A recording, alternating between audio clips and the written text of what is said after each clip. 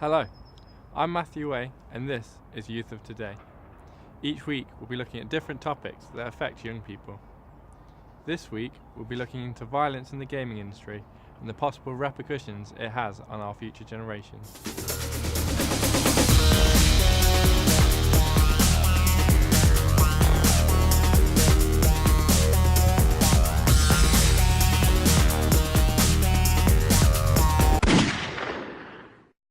In today's episode, we'll be looking at one game in particular, a game with an infamous reputation. Ill-famed by many, it's been the focus point of a lot of negative views about the gaming industry. Talking, of course, about Grand Theft Auto. This free roam, do as you please, rules don't apply game allows the user to commit a lot of obscene acts.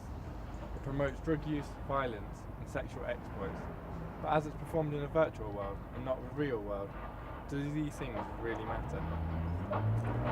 The video games industry is one of, if not the largest, most profitable industry in the past 10 years.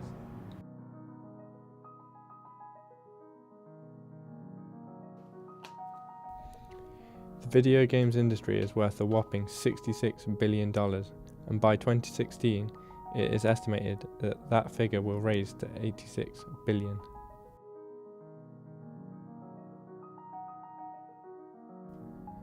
Creating enjoyment, entertainment, and sometimes even education, video games provide so much for all generations. One of these things is giving us a way to take out the frustrations of the day, kicking back, relaxing and playing some games, entering a virtual world and immersing ourselves. We caught up with someone who's very familiar with video games artist student Adam Osborne. I don't think overall had a negative effect. When we were kids we used to play fight a little bit, but apart from that, no, not really. I think there is a limit, but stuff like GTA and the fighting stuff, you've got to remember it is a video game. I think it's only the people with that kind of problem already, or aggressive problems, that maybe that could influence them, but the call at the moment is for more and more realistic games. So I think, I don't really know where it's going to go, but I think realism is the key at the moment, and try and get things ultra realistic. Still not convinced? Here's some cold hard facts for you. 83% of parents place restrictions on their children playing video games, compared to just 78% on TV. 86% of the time, children ask permission to play video games, and 64% of parents believe that video games are positive for children. Over time, these figures have fluctuated. In the history of violence in video games, a lot of stereotypes have been made. It's got a bad aftermath, right? You bring out bad games where they got stealing, violence and stuff like that, then it's obviously going to make an effect on the people, do you know what I mean?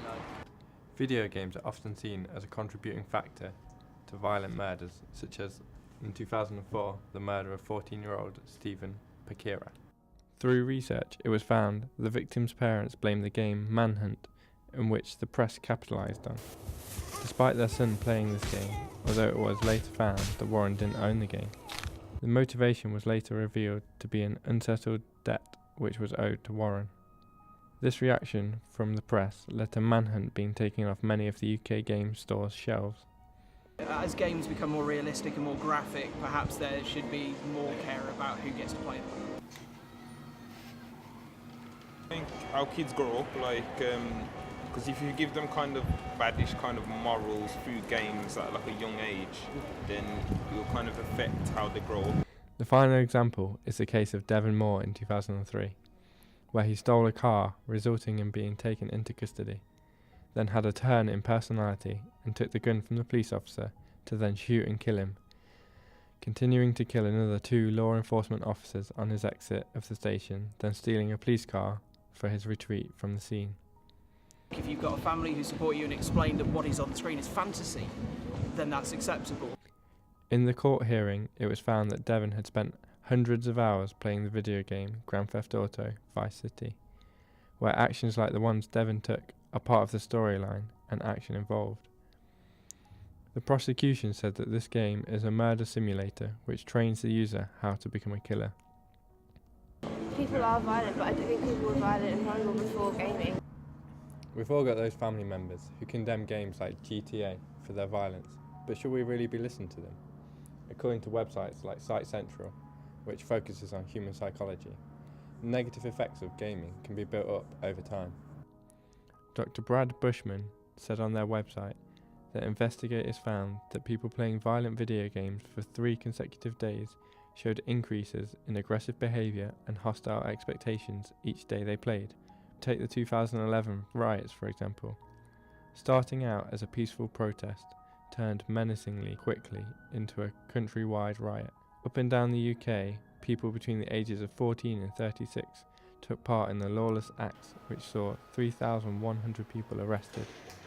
These acts of vandalism, social disorder and even murder have all coincided with the Huffington Post releasing their article which foretold of 8 lasting effects violent games have.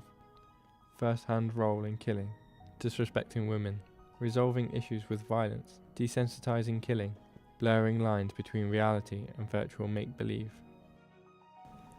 Point 5, most worryingly, was definitely proven in the London riots.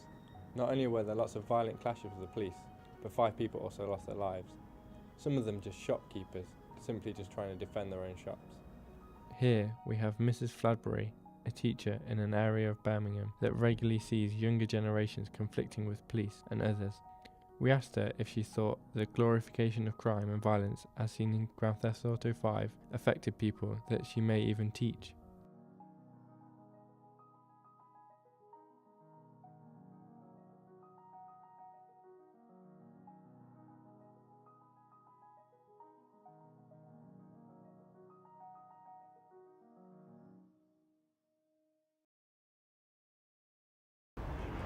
That brings us to the end of this episode.